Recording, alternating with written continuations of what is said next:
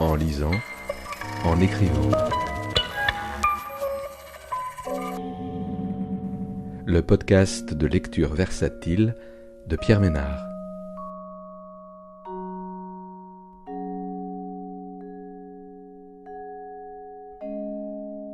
Aujourd'hui, Les Présents, d'Antonin Crène, édité par Publinet en 2020.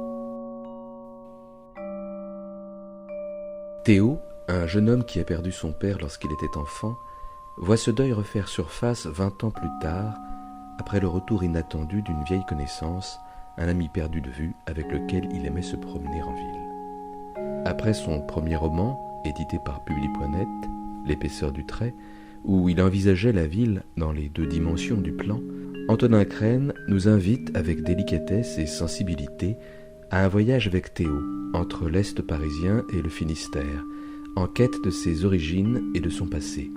Un passage dans le temps où, mieux encore, un empilement, plusieurs époques cohabitant dans un même espace. Chapitre 7. Il l'entendait cette fois dans les lieux mêmes où elle prenait son origine. Théo est imprégné de cette sensation tenace. Quelque chose, à cet endroit, le concerne. Il voudrait élucider la nature du lien qui le raccroche à ce point géographique, et il se doute bien qu'il serait nécessaire, pour mener ce projet efficacement, de se pencher sur son passé. Il éprouve cette envie, oui, mais vaguement. Elle n'est pas assez puissante pour mettre en branle un véritable plan d'attaque, pas assez, en tout cas, pour qu'il dérange sa mère avec cette histoire. Théo voit sa mère le samedi ou le dimanche. Pas tous les week-ends, mais quasiment. Quand il ne se rend pas dans les Yvelines pour déjeuner chez elle, il lui donne rendez-vous à Paris. Il l'attend dans un café ou à la sortie d'une station de métro. Par exemple, ils bavardent en terrasse sur le boulevard de la Bastille. Puis, ils descendent sur le port de Plaisance et, arrivés au bout du quai, ils empruntent la passerelle métallique pour traverser l'Écluse. Là, ils passent sous le pont Morland pour continuer leur balade sur les berges de la Seine. La mère de Théo n'aurait pas cru qu'il fût possible de se faufiler par là et de marcher si loin sans quitter le bord de l'eau, et c'est précisément ce genre d'expérience que Théo aime partager avec elle. D'autres fois, ils papotent au soleil, à la même terrasse de café, puis ils gagnent la rue de Lyon et gravissent les escaliers derrière l'Opéra. C'est le départ d'une promenade aérienne au-dessus des boulevards, portée par les arches robustes de l'ancienne voie ferrée de la ligne de Vincennes. Théo a l'impression que tout le monde vient passer ses dimanches sur cette oasis suspendue, que c'est une sorte de point de ralliement incontournable. Mais, étrangement, sa mère découvre ce lieu grâce à lui. Elle a pourtant vécu à Paris autrefois. À défaut de connaître l'état actuel de cet espace vert insolite, elle aurait pu se rappeler sa destination précédente, le chemin de fer, car elle a fréquenté ce quartier à la fin des années 70, avant sa transformation. Alors, soit elle a oublié les choses qu'elle a vues à l'époque, soit elle n'y a jamais prêté attention. Elle n'a pas la passion de Théo pour les tracés urbanistiques et les millefeuilles topographiques. Elle prend plaisir à se laisser guider par lui, et c'est déjà beaucoup. La promenade longe l'avenue d'Aubénil et enjambe le boulevard Diderot. Au niveau de la rue de Charenton, elle s'insinue dans un étroit couloir entre deux immeubles modernes, puis s'épanouit d'un seul coup. Ses contours se confondent avec ceux d'une placette dont le centre est occupé par un cadran solaire. Théo a beaucoup joué ici, il y a 20 ans, les dimanches qu'il passait avec son père. Sa mère le sait, mais elle ne reconnaît pas la configuration du lieu, puisqu'elle n'y est jamais venue. De cette esplanade de béton s'échappe une passerelle surplombant une vaste pelouse. Ici aussi, Théo a des souvenirs. Ce n'est pas innocent s'il traverse cet endroit aussi souvent. La promenade s'enfonce ensuite dans une tranchée. L'ombre favorise le développement d'une végétation plus dense que dans la partie aérienne. L'atmosphère se fait humide, presque luxuriante. Quand le périple s'achève du côté de la porte de Montempoivre, il faut marcher encore, alors que la mère de Théo en a plein les pattes, c'est son expression. Il lui explique que, pour se reposer, il faut trouver un café, et que, pour trouver un café, il faut remonter cette rue jusqu'au cours de Vincennes. Elle suit le guide, elle sait qu'elle peut lui faire confiance quand il est si sûr de lui. La mère de Théo connaît peu l'appartement où vit son fils. Il le lui a fait visiter à plusieurs reprises les premières années afin qu'elle sache à quoi ressemblait son nouveau décor. Il préparait un repas avec Édouard et l'après-midi s'écoulait en grignotant les chocolats qu'elle apportait toujours. L'invitation a été rarement renouvelée ensuite, parce que ni Édouard ni Théo ne cultivent, pas même pour eux, l'art d'égrener les heures dans un espace clos. Ils cuisinent peu, leur appartement est étroit, ils ne connaissent pas d'activité intéressante à pratiquer en intérieur. Ils préfèrent nettement jouir des grands espaces, se déplacer dans la ville, refaire le monde au bistrot. Aussi, Théo propose très naturellement à sa mère de partager avec elle ce qu'il croit être le meilleur de sa vie quotidienne. Il ne sait pas qu'elle persiste à croire que la vie quotidienne se matérialise entre les 4 murs de l'appartement et que, partant, elle est un peu vexée de ne jamais être conviée chez lui.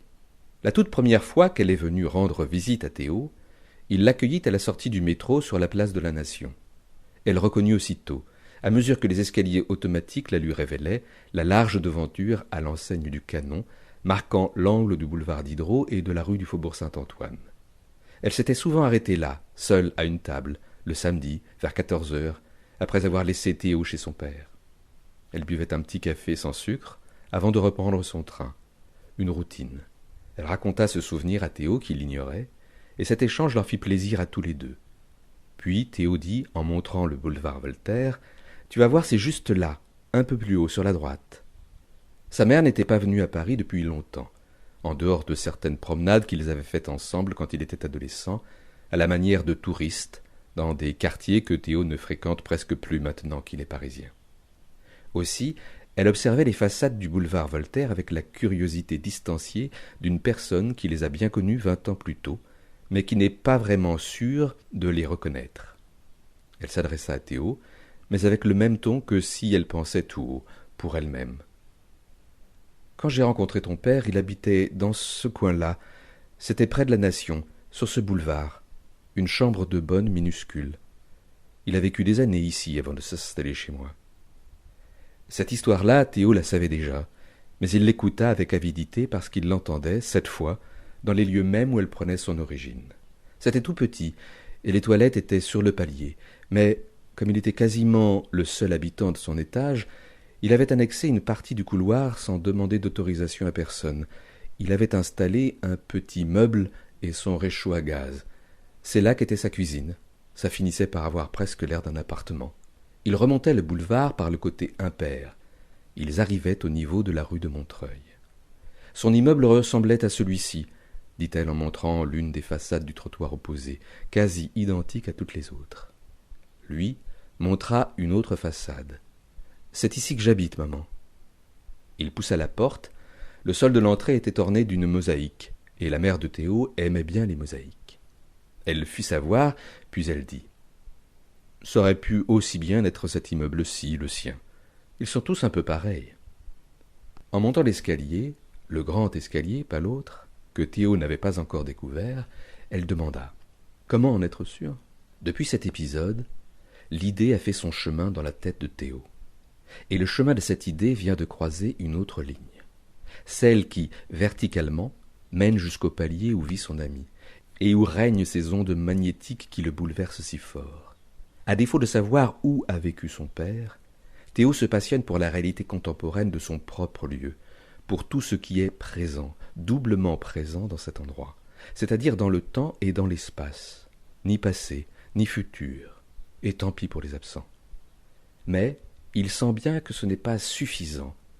Quelquefois, Édouard se fait violence pour lui répéter, car il n'aime pas être insistant, Édouard. Ta mère a forcément gardé dans une boîte de chaussures au fond d'un placard des lettres de ton père, des papiers portant son adresse. Théo le sait bien, mais c'est comme ça. Il n'ose pas parler à sa mère de son désir.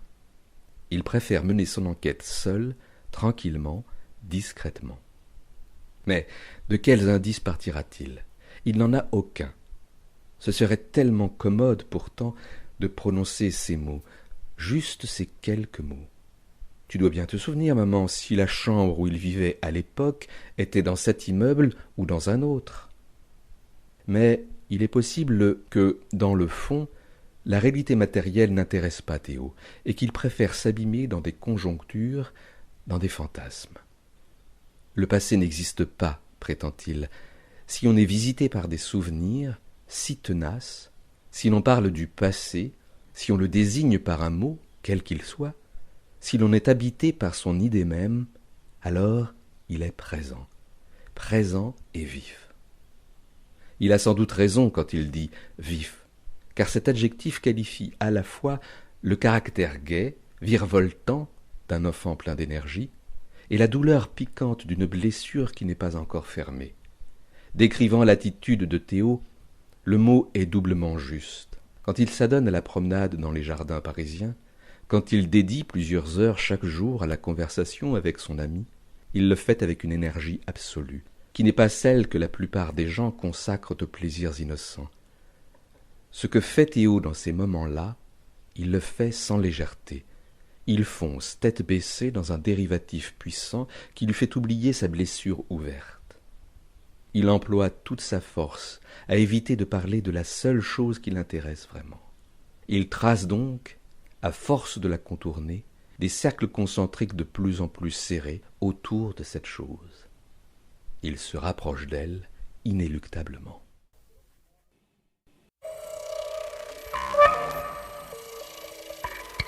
En lisant, en écrivant. Le podcast de lecture versatile de Pierre Ménard.